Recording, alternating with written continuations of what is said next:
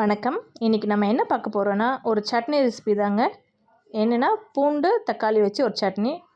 இதுக்கு வெங்காயம் தேவையில்லை. ஓகேங்களா? ஃபஸ்ட்டு அதுக்கு 2 முழு பூண்டு எடுத்து வச்சுக்கோங்க.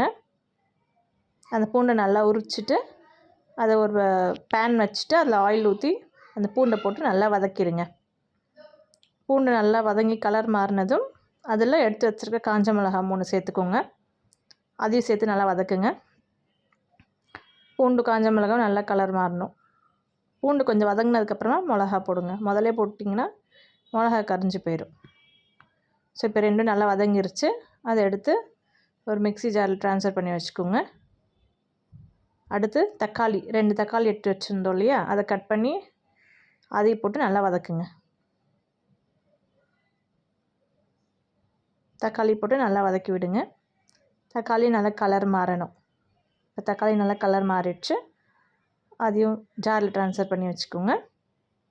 அடுத்து கடலைப்பருப்பு, அது ஒரு 1.5 ஸ்பூன் அளவுக்கு கடலைப்பருப்புக்கு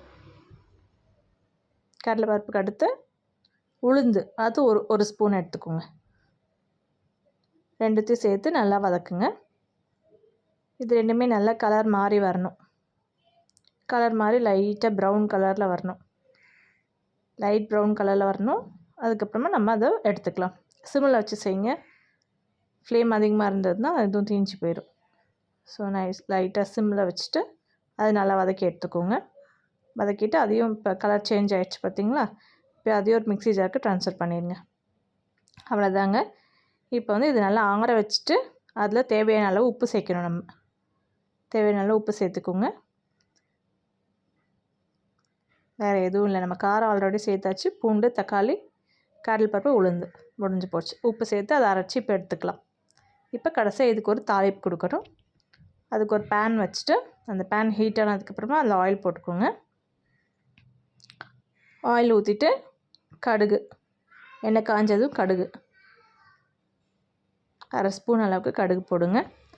கடுகு நல்லா பொரியணும். கடுகு நல்லா பொரிஞ்சு வந்ததும் உளுந்து 1 ஸ்பூன் எடுத்துக்கோங்க.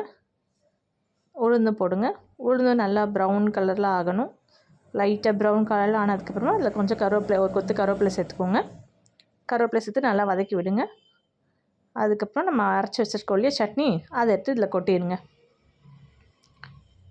அவ்வளோதான். உங்களுக்கு கெட்டியாக வேணும்னா நீங்கள் அப்படியே யூஸ் பண்ணிக்கலாம். இல்லை கொஞ்சம் தண்ணி வேணும்னா அதில் கொஞ்சம் தண்ணி கலந்துக்கோங்க. அவ்வளோதான், முடிஞ்சிச்சு. ஸோ பூண்டு தக்காளி சட்னி ரெடி ஆகிடுச்சு. ஸோ கண்டிப்பாக ட்ரை பண்ணி பாருங்கள். அவ்வளோ டேஸ்ட்டாக இருக்கும். இதுக்கு ஆனியன், தேங்காய் இதெல்லாம் எதுவுமே தேவையில்லை. வெறும் பூண்டு தக்காளி அவ்வளோதான், காஞ்ச மிளகா முடிஞ்சிடுச்சு. ஸோ மறக்காமல் நம்ம சேனலுக்கு சப்ஸ்கிரைப் பண்ணுங்கள். தேங்க்யூ.